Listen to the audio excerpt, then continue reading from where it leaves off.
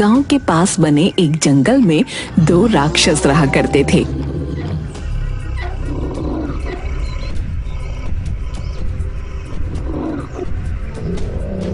उन्हें जब भूख लगती गांव वालों का शिकार करते और उन्हें मार पीट कर खा लेते।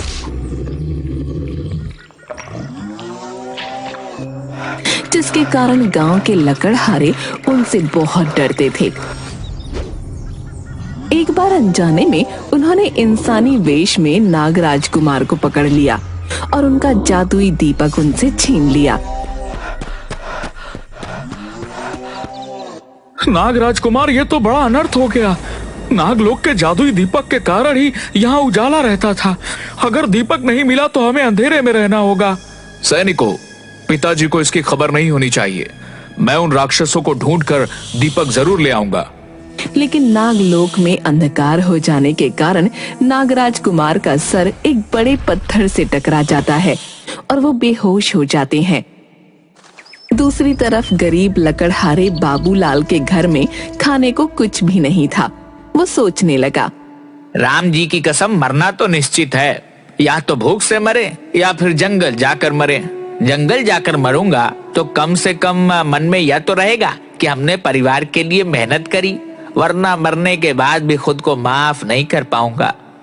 बाबूलाल की बीवी ने उसे घर में पड़े चोकर की 2 रोटियां और चटनी दे दी।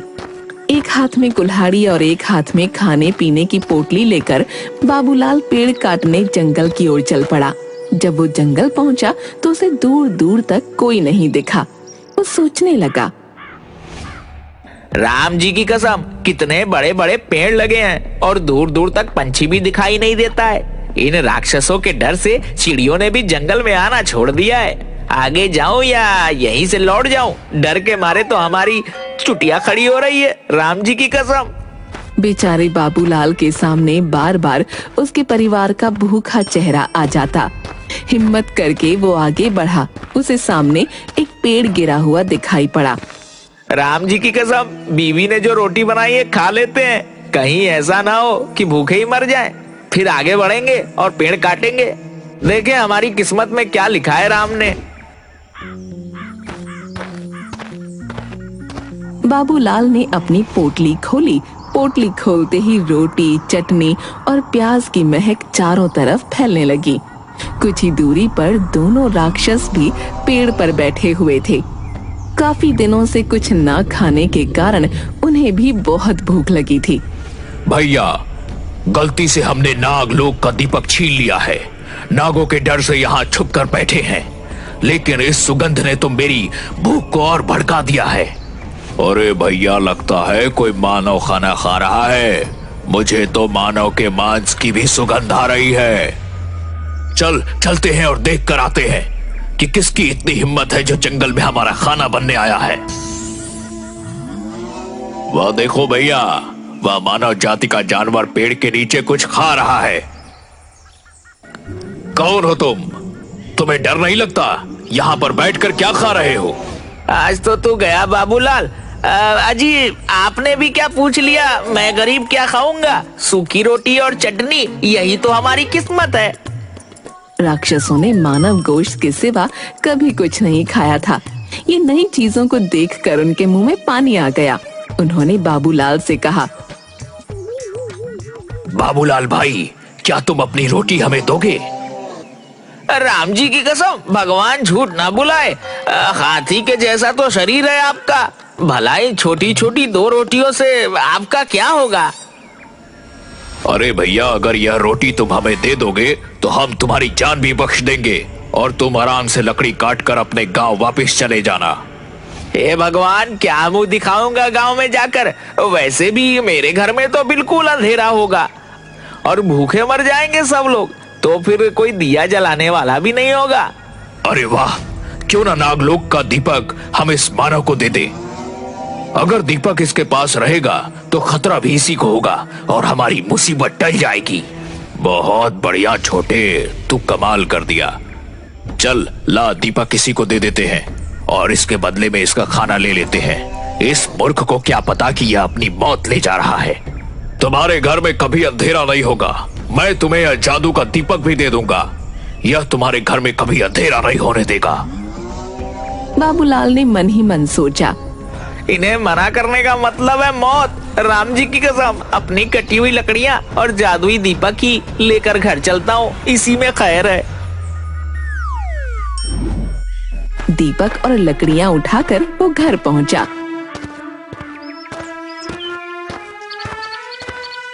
क्यों जी, आ गए तुम? सीता मैया की जय, बड़ी भूख लगी है। भगवान झूठ न बुलाए, लड़कियां, अरे मेरा मतलब है लकड़ियां तो मिल गई हैं, लेकिन सुबह बिकेंगी। अभी तो ये दीपक ले जा, इसी से कलेजा ठंडा कर, और हो सके तो मुझे कुछ खिला दे। अरे दैया, तुम्हें तो 2 रोटी और चटनी दी थी, सारी सपाचट कर दी। जय हो सीता मैया की। यहाँ मैं भूखी तुम्हारी राह देख रही हूँ और तुम खाना मांग रहे हो। अरे बावली, तुझे क्या बताऊं मेरे साथ क्या हुआ, तुझे विश्वास नहीं होगा। जा, अच्छा जा, अपने अंधेरे घर में कम से कम दीपक तो जला दे। निर्मला ने बाबूलाल के हाथ से दीपक लिया और जला दिया। दीपक जलाते ही पूरे घर में उजाला फैल गया। ऐसा लग रहा था जैसे घर में सूरज निकल आया हो। यहाँ तक कि खिड़की से बाहर निकलने वाले उजाले से गांव भी रोशनी से नहा रहा था। अरे भाई बाबूलाल, तेरे घर में इतनी रोशनी कहाँ से निकल रही है? जैसे लग रहा है पूरे गांव में सुबह हो गई। अरे बावली, जल्दी से खिड़की बंद कर। मैं किसी को कुछ नहीं बता सकता, मैं बाहर जाकर मुखिया जी से बात करके आता हूँ। बाबूलाल बाहर जाता है और राक्षसों के डर से किसी से कुछ भी नहीं कहता। भगवान झूठ ना बुलवाए मुखिया जी, ऐसी तो कोई बात नहीं है। हम गरीबों के यहाँ भला बहुत दिनों के बाद दिया जलाया है ना, इसलिए आपको लग रहा होगा मेरे घर में रोशनी है, वरना मुझे गरीब के यहाँ दिया जलता ही कहाँ है। बाबूलाल रोज शाम को अपना दिया जला लेता। धीरे धीरे जिस घर में भी कोई दावत होती या रोशनी की जरूरत होती, लोग बाबूलाल का दिया ले जाते और उसे उसके बदले में पैसे दे देते। पैसे मिलने से बाबूलाल और निर्मला का पेट भी भरने लगा। अजी सीता मैया की जय हो। मैं तो समझती थी तुम बड़े बुड़बक हो, लेकिन तुम्हारे इस दीपक ने तो हमारे घर में भी रोशनी कर दी और हमारे पेट में भी। भगवान झूठ ना बुलवाए, पगली कह तो तू सही रही है। लेकिन एक दिन शाम को जब बाबूलाल और निर्मला ने दीपक जलाया तो आकाश में परियां उड़ रही थीं। उनकी नजर धरती पर गई। उन्हें लगा जैसे धरती पर कोई तारा उतर आया हो। अरे लाली, सतरंगी, नारंगी, जरा धरती की तरफ देख। आसमान का तारा जमीन पर कैसे चमक रहा है। आज इसका राज पता करके आते हैं। सभी परियां धरती पर पहुंची और ये देखकर हैरान रह गईं कि वो दीपक तो नागलोक का दीपक है। हे भगवान, अगर नागलोक के नागों को पता चल गया कि ये दीपक यहाँ है तो इस मानव की तो खैर नहीं। मुझे लगता है हमें जल्दी से बता देना चाहिए। परियां जोर जोर से बाबूलाल का दरवाजा खटखटाती हैं। आप लोग कौन हैं? हम लोग तो बहुत गरीब हैं, हमसे क्या चाहती हैं? हम परियां हैं, तुम्हें सावधान करने आई हैं। तुम्हें ये दीपक कहाँ से मिला? ये पृथ्वी लोक का दीपक नहीं है, ये नागलोक का दीपक है। जल्दी से जल्दी इस दीपक को जहाँ से लाए हो वहीं रख दो, वरना तुम्हारे ऊपर बहुत बड़ा संकट आ जाएगा। भगवान झूठ ना बुलवाए, ये आप क्या कह रही हैं? परी रानी, ये दीपक तो मुझे जंगल में राक्षसों ने दिया है। यह तो मेरा उपहार है, मैं इसे किसी को नहीं दूंगा। सीता मैया की जय हो। इस दीपक की वजह से तो मेरे घर में खाना बनता है, मैं इसे किसी को नहीं दूंगी। तुम बड़े भोले हो मानव। राक्षसों ने नागराज को बंदी बनाकर इस दीपक को चुरा लिया था। ये दीपक नागलोक का सूरज है। इस समय पूरे नागलोक में अंधेरा है और सभी नाग इस दीपक को ढूंढ रहे हैं। अगर उन्हें पता चल गया कि ये दीपक तुमने चुराया है तो वो सब तुम्हारे ऊपर आक्रमण कर देंगे और ये गांव खत्म हो जाएगा।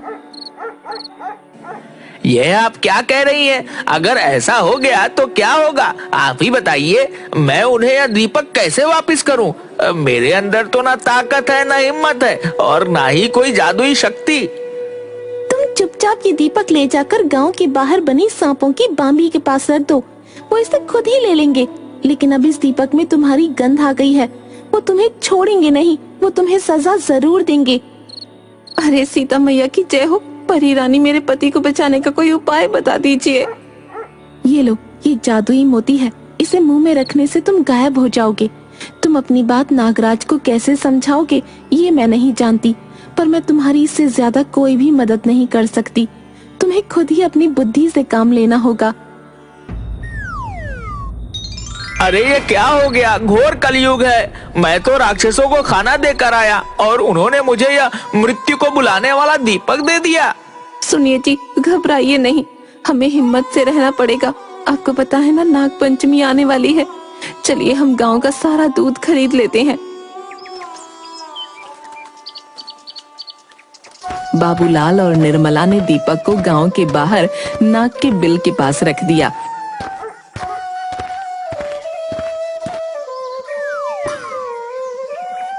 और गांव का सारा दूध खरीदकर घर के अंदर छुप गए। कुछ ही देर में दीपक नागलोक के सांपों को मिल गया। हमारे दीपक को जरूर किसी मनुष्य ने छुआ है। उसके अंदर से मनुष्य की गंध आ रही है। जिसने हमारे दीपक को चुरा कर नागलोक में अंधेरा करने की कोशिश करी है, उसे हम कभी नहीं छोड़ेंगे। उसे इस घनघोर अपराध की सजा जरूर मिलेगी। सभी नाग बाबूलाल की खुशबू को सूंघते हुए उसके घर की तरफ चल पड़े। दूर से ही सांपों की फुफकार की आवाज आने लगी। सभी गांव वालों, आप सभी एक एक कटोरा दूध मेरे घर के चारों तरफ रख दीजिए और सभी अपने अपने घरों के दरवाजे बंद करके अंदर छुप जाएं, जब तक मैं ना कहूं कोई बाहर नहीं आए। गांव पर एक भयानक संकट आया है, लेकिन मैं आप सबको इस संकट से बचा लूंगा। सभी गांव वाले बाबूलाल के घर के चारों तरफ दूध ही दूध रख देते हैं। निर्मला पूजा की सामग्री लेकर बाहर बैठ जाती है। जैसे ही सांप घर की तरफ आते हैं, वो कुमकुम, रोली, चंदन से उनका टीका करने लगती है और दूध का प्रसाद देती है। हम जानते हैं तुम हमारे अपराधी की पत्नी हो और उसे बचाना चाहती हो। देखो बेटी, हम तुम्हें कुछ भी नहीं करेंगे, बस तुम हमारे अपराधी को हमारे हवाले कर दो। निर्मला घर के अंदर जाकर दरवाजा बंद कर लेती है। इंसानों की पत्नियां इतनी आसानी से अपने पति को हमारे हवाले नहीं कर सकती। सैनिकों, आप सभी अपने फन से इस दरवाजे को तोड़ दीजिए। नागराज के हुक्म से सभी नाग अपने फनों को बाबूलाल के दरवाजे पर मारने लगते हैं और उनके विष से बाबूलाल का दरवाजा नीला पड़ जाता है। तभी बाबूलाल मुंह में परी का दिया हुआ मोती रखकर अदृश्य हो जाता है और बाहर निकलता है। नागराज आपकी जय हो। आप अपनी पूरी सेवा के साथ हमारे घर में आए हैं। मैं तो धन्य हो गया कि मुझ जैसे साधारण इंसान को आपके दर्शन हुए। मानो तुमने हमारे दीपक को छूकर बहुत बड़ा अपराध किया है। तुम्हें इसका दंड जरूर मिलेगा। महाराज, मैं एक गरीब और कमजोर लकड़हारा हूँ। लकड़ियाँ काट कर पेट पालता हूँ। भला मुझ में इतनी हिम्मत कहाँ कि आपका दीपक चुरा सकूं। मैं तो लकड़ियाँ काटने जंगल में गया था, 2 राक्षसों के पास। मैंने यह दीपक रखा हुआ देखा। ये सच कह रहा है महाराज, 2 राक्षसों से ही इसने दीपक छीना था। अगर यह सच है तो भला तुम इतने कमजोर इंसान राक्षसों से दीपक कैसे ले आए? महाराज, जैसे ही मुझे पता चला यह दीपक नागलोक का है, मैंने अपने प्राणों की बाजी लगा दी और दीपक लेकर घर आ गया, क्योंकि मुझे पता था कि आप दीपक को ढूंढते हुए जरूर आएंगे और मुझे दर्शन देंगे। मैं आपका बहुत बड़ा भक्त हूँ। अगर तुम इतने ही सच्चे हो तो हमारे सामने आकर बात क्यों नहीं करते? महाराज, पहले आप दूध ग्रहण कीजिए, मैं आपके सामने ही हूँ। परिया भी मेरी सच्चाई जानती थी। उन्होंने मुझे जादुई मोती दिया ताकि आपके सामने आने का साहस जुटा सकूं। बाबूलाल ने अपने मुंह से परी का दिया हुआ जादुई मोती बाहर निकाल दिया और नागराज के सामने नजर आने लगा। तुम तो सचमुच बड़े ही निर्बल दिखाई देते हो, फिर भी तुमने राक्षसों से युद्ध करके हमारा दीपक वापस ले आए। हम तुमसे बहुत खुश हैं। आज के बाद हमारे गांव के नाग इस गांव की रक्षा करेंगे। अपनी चतुराई से पूरे गांव की रक्षा की है और आज से नाग लोग भी हमारा दोस्त बन गया है। इसलिए हम बाबूलाल को इस गांव का मुखिया बनाते हैं। इस तरह बाबूलाल ने अपनी बुद्धि का इस्तेमाल करके पूरे गांव की रक्षा की और बदले में नागराज से हीरे, मोती, जवाहरात का उपहार भी पाया और गांव का मुखिया भी बन गया।